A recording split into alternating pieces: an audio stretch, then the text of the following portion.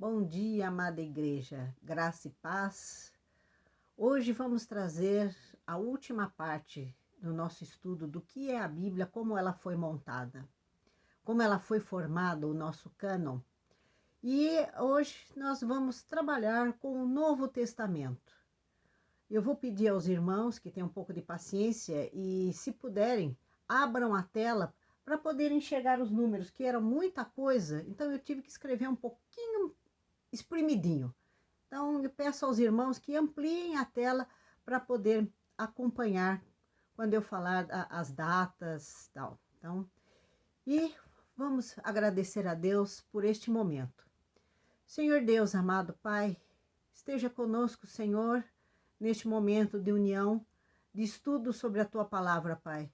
Ajuda-nos a compreender como foi formado e como chegou até nós a Tua santa e pura e maravilhosa vontade, Senhor. Senhor, esteja conosco, abra nossos corações e nossas mentes para o entendimento. E que eu possa, Senhor, abranger tudo o que é necessário para o conhecimento. Graças te damos por esse momento, Senhor. E em nome de teu Filho Jesus te agradecemos. Amém. Para nós iniciarmos o nosso estudo, vamos dar uma lida em Primeira Epístola de Pedro, capítulo 1, dos versículos de 5 a 13. Que sois guardados pelo poder de Deus, mediante a fé, para a salvação preparada para revelar-se no último tempo. Nisso exultais, embora no presente, por breve tempo, se necessário, sejais contristados por várias provações, para que, uma vez confirmado o valor da vossa fé, muito mais preciosa do que ouro perecível, mesmo apurado por fogo, redunde em louvor, glória e honra na revelação de Jesus Cristo, a quem, não havendo visto, amais, no qual, não vendo agora, mas crendo, exultais com alegria indizível e cheia de glória, obtendo o fim da vossa fé, que é a salvação de vossa alma. Foi a respeito desta salvação que os profetas indagaram e inquiriram, os quais profetizaram acerca da graça a vós outros destinada, investigando atentamente qual a ocasião ou quais as circunstâncias oportunas, indicada pelo Espírito de Cristo que neles estava, ao dar de antemão testemunho sobre os sofrimentos referentes a Cristo e sobre as glórias que o seguiriam. A eles foi revelado que, não para si mesmo, mas para vós outros, ministravam as coisas que agora vos foram anunciadas por aqueles que, pelo Espírito Santo enviado do céu, vos pregaram o Evangelho, coisas estas que anjos anelam perscrutar. Por isso, cingindo o vosso entendimento, sede sóbrios e esperai inteiramente na graça que vos está sendo trazida na revelação de Cristo. Irmãos, a gente escuta por aí, principalmente na televisão, alguns programas como alguns programas do History Channel, do National Geographic, do Discovery, que a Bíblia está errada, que a Bíblia foi modificada, que tem erros. Vamos dar uma olhadinha. Nós vimos como foi formado o cânon do Antigo Testamento. Agora vamos ver o Novo Testamento. Quando foi, como foi, que livros entraram, por que alguns não entraram, por que o Evangelho de Maria Madalena não entrou, por que o Evangelho de Filipe não entrou, por que o Apocalipse de Pedro não entrou, e outros tantos, o Evangelho de Tomé não entrou. Então a gente fica olhando e pensando, por quê? Devia estar tudo lá na Bíblia? Será? O que isso quer mostrar para nós? Pedro aqui nos fala para esperarmos e que os profetas revelaram. Então, o Antigo Testamento, ele aponta para o Novo, aponta para Cristo. E aquilo que está no Novo Testamento tem que estar em conformidade do Antigo Testamento. Isso é uma das regras básicas para saber se a palavra é verdadeira. Então vamos lá. Esta aqui é uma tabela, uma cronologia do Novo Testamento. Eu não inventei. Ela está neste livro aqui, que eu aconselho os irmãos que tiverem curiosidade. Dá para baixar da internet, tá? Ele tem em PDF gratuito na internet. É só procurar. O autor está aqui embaixo. Este é o autor. Merrill Centennial. E Novo Testamento, sua origem e análise. Ele vai falar também da formação do cânon. Olha lá, o cânon dos 4 primeiros séculos, como foi, o que significa essas cruzinhas, quais os concílios, quem justificou, quais os livros que entraram, que nem fala do Evangelho de Barnabé, a Didaquê, se o Didaquê deveria estar ou não. Então, o que entrou, como entrou, quais os bispos que estavam presentes, como foi aprovado, se é que foi aprovado. E esse livro aqui é muito interessante, ele trata dos problemas da igreja primitiva, ele traz desde o tempo de Jesus algumas tabelas. Essa aqui muito legal, explica bastante o que o Ander já trabalhou conosco. Não sei se os irmãos conseguem enxergar aqui, deixa eu ver se deu foco aqui, né? Dos Macabeus e os Asmoneus, que vem depois o Herodes, que ele era Idumeu, ele casa com Mariana, que é Asmoneu, e ele acaba matando a Mariana e mata os filhos também, porque querem que... é uma beleza. Depois o pessoal fala, imagina que Herodes ia matar a criancinha até 2 anos de idade. Gente, ele matou os próprios filhos, a mulher e os próprios filhos, porque não ia matar o filho dos outros. Então a gente tem que dar uma olhadinha nessas coisas. Bom, irmãos, então vamos lá. Como foi formado o Novo Testamento? Quem escreveu? Como foi parar dentro da Bíblia? Como se compôs a Bíblia, né? Porque tem o Velho Testamento, teve brigas também, algumas heresias que queriam tirar o Antigo Testamento. Marcião queria retirar, era um bispo também, do século II, III, ele queria jogar fora todo o Antigo Testamento, tudo que fosse de judeu. Inclusive o livro dos Hebreus, o Evangelho de Mateus, ele queria jogar tudo fora, porque era dos Hebreus, então não precisava nada dos Hebreus. Ele queria modificar tudo. Então, vamos entrar nessas coisas. Como foram colocados? Bom, irmãos, aqui nós temos uma tabela dos eventos históricos, a história, quem coloca, e o período. Fundação do cristianismo. A fundação do cristianismo começa com o nascimento de Jesus. Aqui, 6 antes de Cristo. Mas 6 antes de Cristo? Gente, daí nós vamos entrar em outra questão, a questão do calendário gregoriano, que foi antecipado alguns dias, e aí há uma modificação com o tempo. Os anos começaram a ficar menores, aí cria-se o ano bissexto. É uma outra história. Então, Jesus nasceu no ano 6, antes dele.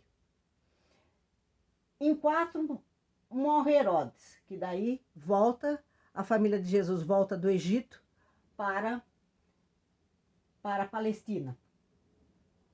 Aqui nós vamos ter, quem vai tratar disso?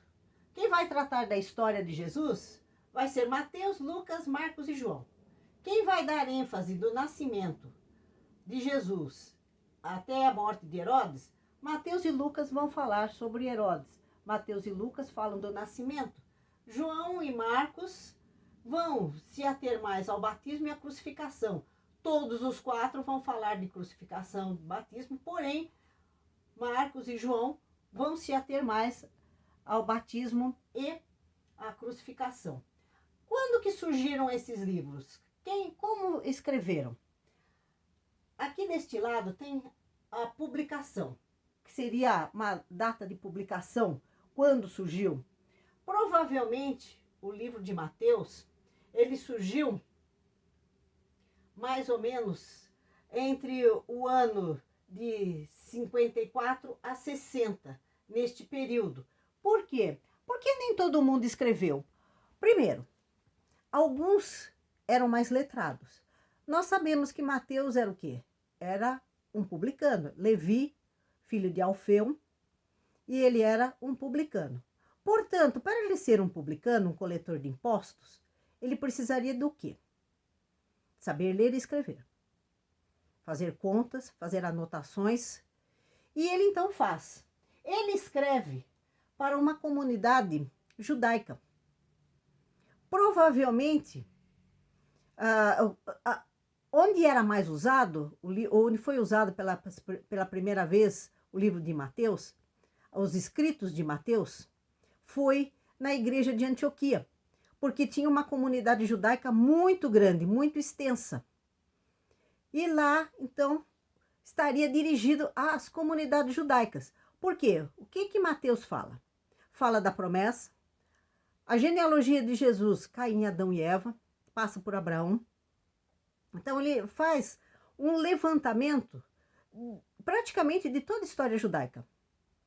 Desde o princípio até a chegada de Jesus. Passa por tudo. E por que teria sido escrito entre o ano 50 e não imediatamente? Porque a maioria dos apóstolos, dos que estavam com Jesus, estavam vivos. Então poderia ser informado. A gente vê isso no livro de Lucas. Logo no começo, Lucas fala: conversei com muitos que viram, muitos ainda estão conosco. Inclusive, Lucas ele vai comentar algumas coisas que não tem em outros livros que fala das mulheres, principalmente algumas coisas da infância de Jesus. Por quê? Porque ele tem acesso a Maria. E ele conversa, muitas vezes ele fala, e guardou a mãe de Jesus essas coisas em seu coração. Por quê? Porque ele faz entrevista com Maria. Maria ainda estava viva neste período. Então, e Lucas, ele não é só um médico. Ele é gentil, ele é grego, um médico grego, provavelmente, pelo que diz, pelo que aponta a Bíblia, porque ele não conhece os costumes judaicos. E mais um detalhe interessante, que este livro aqui mostrou para mim. A grande maioria das pinturas que revelam a cara dos apóstolos e das pessoas foi feita por Lucas. Ele era pintor também, ele era artista. Como bom grego, o grego era versado nas artes. Música, pintura, escultura. E nosso amigo Lucas, ele é pintor. Então, a grande parte das pinturas da época que chegaram, que ainda nas igrejas, até hoje, as igrejas ortodoxas gregas que a gente vê, muitas vieram do esboço que Lucas fez. Interessante, né? Que coisa. É interessante a gente estudar. Mas voltando aqui. Então, nada foi escrito exatamente quando Jesus viveu, quando Jesus estava, foi escrito tudo a posterior. Era primeiro uma tradição oral. Esta tradição oral foi escrita, voltemos ao livro de Mateus. Segundo Papias, Papias foi um bispo que viveu entre o primeiro e segundo século, na região que hoje é a Turquia, perto da Tessalônia, perto de Laodiceia, perto da igreja de Laodiceia, 22 quilômetros da igreja de Laodiceia.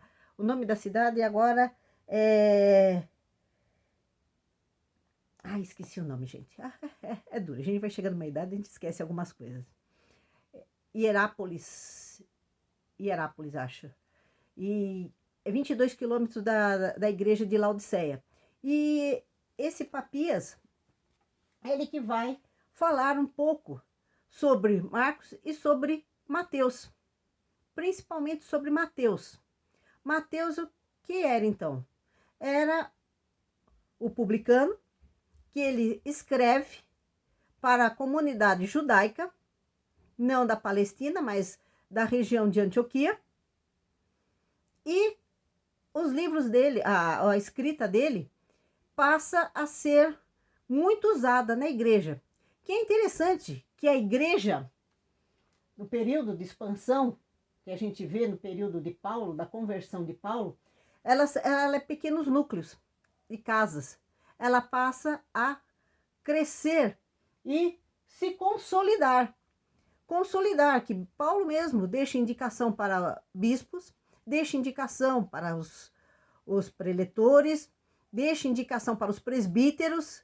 É interessante isso, ver que a igreja, que começou incipiente dentro de casas, passa a já ter um corpo. No final do século I, do ano 100, ela já está razoavelmente constituída. Nós já temos bispos, nós já temos aqueles que gerenciam, tomam conta, organizam, já passa a ser uma instituição, realmente. E com isso vem a perseguição. Neste período aqui, do ano 85, do ano 80 até 90, nós vamos ter o período do imperador Diocleciano. E Diocleciano que faz? Uma perseguição ferrenha em cima dos cristãos. Porque para os romanos, os cristãos eram ateus. Porque eles não acreditavam nos deuses gregos. Eles acreditavam num Deus único. Para eles, um Deus único é não ter Deus nenhum. Então, o que Diocleciano faz? Ele manda prender, manda matar. E quando manda prender e manda matar, eles invadem as casas, invadem as igrejas e tiram tudo que as igrejas têm e põem fogo. E muita parte desses escritos se perderam. O que ficou foi escritos de sermões, escritos de cartas que foram reescritas e reenviadas. A igreja pegava emprestado uma carta de Paulo, por exemplo, a carta de Coríntios, vai para a igreja da Tessalônica. Aí eles leem a carta e aquilo lá vai puindo, gente. Então tem que se reescrever. Tem os amanuenses que copiam, os copistas. Os amanuenses são aqueles que escrevem, que nem Paulo. Paulo não escreveu todas as cartas dele, ele tinha os amanuenses. Quem eram esses amanuenses? Lucas escreveu carta para ele, Silas escreveu carta para ele, Silvano também escreveu. Silvano, se eu não me engano, foi para Pedro que escreveu. Mas tinha João Marcos, que é o nosso Marcos, que a gente conhece na Bíblia. Ele escrevia para Pedro. Então, esses amanuenses são aqueles que escrevem por. Então, tem uma escrita. E uma coisa interessante de Marcos, ele escreveu tudo que ele escreve aos pés de Pedro. Então, Pedro vai passando para ele. E segundo esse Papias, Marcos, ele não teria escrito na íntegra, assim, hoje Jesus morreu. Então, ele foi escrevendo conforme Pedro ia falando e ia lembrando das coisas. Então, a sequência de Marcos não foi uma sequência, por exemplo, igual de Mateus. Que Mateus foi bem cronológico, bem sequenciado, porque Mateus era um contador. Então, ele tem, como Lucas organizou também. Lucas, médico, ele levantou os dados. E ninguém na história bíblica, tem um cuidado com as datas como Lucas. Lucas coloca governo de fulano de tal, período tal, a gripe não sei o que lá primeiro, a gripe Berenice e tal. Ele coloca tudo muito bem datado através dos governantes. É muito interessante que há pouco tempo, já faz uns 3, 4 anos, o History Channel falou do selo que acharam, uma pedra, que acharam lá em Jerusalém, dizendo Pôncio Pilatos, governador de Jerusalém. Aí eu virei pro meu marido e falei, olha aí, ó, o pessoal mete tanta bronca na Bíblia, fala que a Bíblia não presta, e acharam. E imediatamente o Discovery falou, o History, né, respondeu, olha, mas os nossos cientistas disseram que não é aquele Pôncio Pilatos da Bíblia. Gente, quantos Pôncio Pilatos foram governadores de Jerusalém? Quantos foram governadores da Palestina? Tinha tanto Pôncio Pilatos assim na época? É engraçado, o pessoal descobre as coisas e não quer dar o braço a torcer, né? Que é de verdade, que aquilo existiu. Pois bem, então voltemos aqui. Então, Marcos, ele teria escrito, seria um dos primeiros que teria escrito. Ele estaria neste período, olha, Marcos está aqui, entre o ano 45 a 50. Porém, ele foi mais usado a partir do ano 60, de 60 a 68, quando Pedro e Paulo estavam em Roma, teriam ido para Roma. Então, este evangelho de Marcos, ele passou a circular mais depois que Pedro e Paulo foram para Roma. É interessante ver essas coisas, que nem sempre o evangelho, ele aparece, ele é mais usado na hora que ele foi escrito. Ele passa para algumas igrejas, passa por algumas pessoas, para depois ele ser veiculado de uma forma geral. Assim como aconteceram com as cartas de Paulo. Da mesma maneira. Muita coisa se perdeu, muita coisa se perdeu. Muita coisa ficou na tradição oral, muita coisa ficou na tradição oral para depois ser reescrita. Como eu disse, quando Diocleciano prendia os cristãos, ele acabava com tudo que tinha dos cristãos. Queimava os livros, queimava tudo. E mais interessante, na época, a maior parte dos escritos eram rolos, aqueles rolos de pergaminho. Quem cria o sistema de códice? O que é códice? Isso daqui é um códice, é um livro. As páginas com a escrita, né? Assim, esse tipo de encadernamento, isso daqui é um códice. Quem cria este códice, livro, são os cristãos, que era mais fácil de levar, mais fácil de carregar e mais fácil de esconder do que um rolo, um pergaminho enorme, assim. Então, é mais uma invenção do cristianismo, o livro, o códice, que chama-se. Gente, concílios de Jerusalém, mais ou menos entre o ano 45 a 49, conversão de Paulo de 1 a 3 anos depois da morte de Jesus. Aí nós temos as cartas, Atos, as cartas. Aqui está escrito Mateus, tem um ponto de interrogação, porque não se sabe se Mateus foi escrito entre o ano 54 a 56 ou no ano 60. Então fica meio na dúvida. Como eu já falei, mediante aquilo que vai passando de mão em mão e vai sendo mais usado. Qual o critério para ser colocado na Bíblia? A mensagem, a conformância, a estar conforme o Antigo Testamento, a autoridade, quem escreveu. Ah, mas dizem que Mateus não existiu, que Mateus não tinha escrito. Gente, se não existia Mateus, vamos pensar um pouco. Não era mais fácil ele ter colocado nomes de uma pessoa mais influente, como, por exemplo, Pedro ou Paulo, do que colocar o nome de Mateus, que era um publicano? Então, que tem algumas teologias aí, ó, teologias liberais que falam, mas não existiu, era a comunidade de Mateus. Tá, mas para ser a comunidade de Mateus não tinha que ter um Mateus? Povo, é umas coisas que... Enfim, Atos foi escrito também por Lucas, tanto que era um livro só, Lucas e Atos era um livro só, ele acabou sendo dividido, porque um era só explicação de quem foi Jesus, então ele passou a ser um dos sinóticos, né, dos 4 evangelhos, então só a vida de Jesus e depois a vida da igreja. E por falar em igreja, o primeiro livro que fala sobre igreja é Mateus. Mateus, ele cita umas 3, 4 vezes o nome igreja, enquanto os outros não falam da palavra igreja. Eclésia, que é este juntamento. Ele já anteviu, através de Cristo, né, esta formação da igreja do Senhor, o corpo de Cristo. O que une o corpo de Cristo? São estes livros que vão unir este corpo de Cristo na época e vai fazer com que esse corpo de Cristo cresça na palavra e na verdade.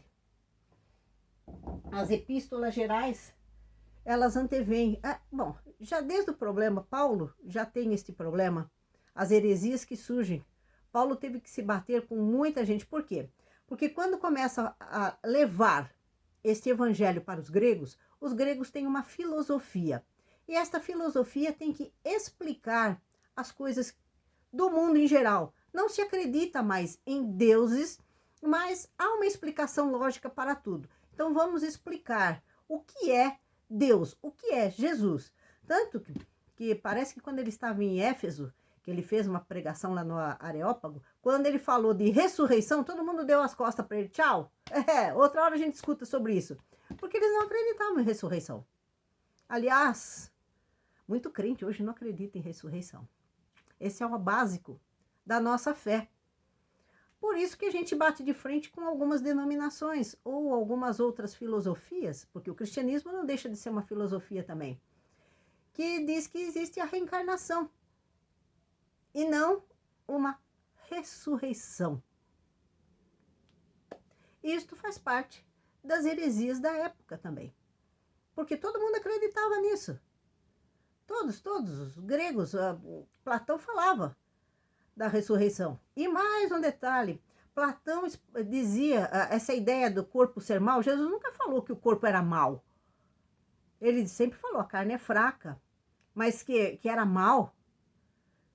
Paulo teve um outro problema também. Muita gente, muitos cristãos, se entregavam para os romanos porque achavam que se eles se entregassem e passassem por todo o martírio, eles iriam para o céu. Paulo falou, não, gente, peraí, vocês têm que sobreviver para levar o evangelho adiante e fazer uma mudança de vida. Não é a gente se matar. Não é assim que funciona. Então, muitas interpretações erradas, muitas heresias surgiram na época. E o gnosticismo faz parte destas heresias. A penetração do gnosticismo que acabou infiltrando nestes outros evangelhos, nestes evangelhos apócrifos, que o pessoal briga que tinha que estar na Bíblia, é aquela história. Ele edifica a pessoa, para ser colocado no cânon, ele precisa transformar. O evangelho transforma. Se ele transformar, se ele estiver de acordo com o Antigo Testamento, se ele estiver de acordo com aquilo que Jesus ensinou, que foi colocado comum em todos estes outros livros, ele faz parte. Se não, ele está fora. Não houve, como mostra lá naquele filme Anjos e Demônios, aquela briga no período de Constantino, que no concílio tirou, colocou. Não. Isso daqui já estava consolidado dentro das igrejas. Já estava, porque estas cartas que edificavam, estes evangelhos que levantavam as igrejas, que é o que faz até hoje. É isto que funciona. E é isto que o pessoal combate. Então, irmãos, já está ficando extenso, mas desde os primórdios, desde os primeiros tempos, os nossos irmãos Paulo, Pedro, Judas, tiveram que enfrentar a fúria de heresias. E essas heresias estão de volta, se é que elas forem embora em alguma vez. E nós temos que tomar cuidado, muito cuidado. Porque às vezes uma coisinha diferente já muda tudo. Por exemplo, uma heresia, o arianismo, que foi quando Constantino fez o primeiro concílio, o concílio de Nicéia, em 325. Vamos lá. O que foi o arianismo?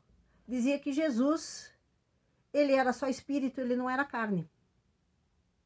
Por quê? Porque a carne é má. Como Deus poderia ser algo mau, algo que se destrói, algo que se degrada? Então, as heresias, elas surgem como ideias para entender o porquê. A questão da trindade. Como se explica a trindade? Não se explica. Agostinho mesmo fala, entender a Trindade me levará à loucura, negá-la me levará ao inferno. Então é complicado. Como pode ser três? Três em um. Uma essência em três corpos? Em três ousia? Como eles chamavam, ofísios? Então, são coisas que discutem até hoje. Engraçado que a virgindade de Maria só passou a ser discutida a partir do século XVIII e XIX, com o iluminismo. Porque antes eles não discutiam a questão da Maria, não. Eles discutiam, que foi o caso do concílio de Calcedônia e de concílio de Éfeso, a respeito da Theotokos ou Christotokos. Theotokos quer dizer mãe de Deus. Então, Deus, Tocos, mãe. Christotokos é a mãe do Messias. Ah, tem diferença nisso? Tem diferença nisso. Porque se você coloca que Maria não é a mãe de Deus, Jesus não é divino. Jesus é apenas um homem que foi escolhido por Deus. Só. Ele é o filho do carpinteiro. Ele não é o filho de Deus. Se ele não é o filho de Deus, ele não é o Deus encarnado, ele não pode ressuscitar, porque só pode ressuscitar quem é Deus. Então ele não redime o nosso pecado, ele não nos dá salvação, ele não salva a nossa alma. Porque só pode salvar a nossa alma quem é Deus. Daí falam, né, que Jesus fala lá na cruz, Pai, por que me abandonastes? Que naquela hora saiu o Espírito Santo de Jesus e Deus deixou Jesus morrer como homem, sem nada, sem a graça dele. Ó, que coisa terrível. Isso é uma heresia, meus irmãos. E porque como Maria poderia, como a criatura poderia ser mãe daquilo que veio antes dela, que é o Criador. E aí? Então, Maria não poderia ser mãe de Deus. Ela vai ser mãe de Cristo. Aí entra a briga da igreja. Gregório de Nazianzo fala, aquilo que não foi vivido não foi remido. Se ele não é 100% Deus, se ele não é 100% homem, nós não fomos remidos. Aí Paulo chega e diz, se nós não acreditarmos que Cristo ressuscitou dos mortos, que ele não é o Filho de Deus, em vão é a nossa fé. Pois é. Isso é um dogma. O que é um dogma? Uma verdade incontestável. Não se contesta. Jesus é filho de Deus? Nasceu da Virgem Maria? Nasceu. Se você não acredita nisso, você não é cristão. Todo e qualquer cristão acredita nisso. É dogma. É fé. Nós não vimos, mas cremos. Gente, se a gente acredita que Deus cura um câncer, ele não vai fazer uma mulher dar luz sem ter relação sexual com um homem? Para ele é isso. Ele é soberano, ele faz o que ele quer. Se a pessoa volta num estado de coma perfeita, por que ele não pode fazer? Deus, o nosso Deus, é o Deus do impossível. É complicado, meus irmãos. Nós acreditamos que Deus cura um câncer, mas nós não acreditamos que Maria deu à luz sem um contato carnal. Pois é. É complicado. Aí vem um papa aí e fala, aqueles que são gerados sem um contato carnal, que falava-se da gestação, da criação in vitro, né? A fecundação in vitro, na época, acho que foi na década de 80, 90, na década de 90, que foi um bafafá isso daí, que algumas famílias não podiam e colocavam in vitro, fazia fecundação in vitro, e aí o distinto Papa falou, pois é que as crianças que não nascem desta união do amor, da carne, elas não são abençoadas. Eu virei para o meu marido e falei, o chefe do teu partido acabou de execrar Jesus. Tem que tomar cuidado, né? Mas questões de fé são terríveis. Então, irmãos, para terminar aqui, o que foi colocado na Bíblia foi realmente inspirada pelo Espírito Santo. Aquilo que foi veiculado, aquilo que precisava estar. Se os irmãos tiverem curiosidade, pode procurar na internet livros apócrifos do Novo Testamento. Lá tem 120 livros que vocês podem ler e vocês vão ver, vão tirar as suas conclusões, o porquê eles não estão. Eles não estão porque não precisam estar. Vem falar umas coisas muito escabrosas, coisas gnósticas, coisas hereges, que estariam desvirtuando realmente a fé. Porque não bate com aquilo que Jesus colocou, não bate com aquilo que está nos evangelhos. Então, irmãos, eu aconselho também a ler a Bíblia com afinco, anote as suas coisas e procure. Se tiver interesse, vale a pena, tá? Baixe da internet, tem PDF gratuito. E o que o Senhor esteja com todos nós. Próxima aula, já estarei passando para o irmão Ander, que vai entrar com um novo ciclo de lições. Espero que os irmãos tenham compreendido como foi formado. Espero que os irmãos não coloquem em dúvida a questão do que precisa estar na Bíblia e tenham base, argumentos para poder falar. Quando alguém falar para você, este livro não tinha que estar na Bíblia. Não, não tinha que estar. Está aquilo que está. Então, meus irmãos, até a próxima rodada e vamos aguardar as bênçãos que o irmão Ander irá trazer para nós. Uma boa semana. Em nome de Jesus, fiquem com Deus. Amém.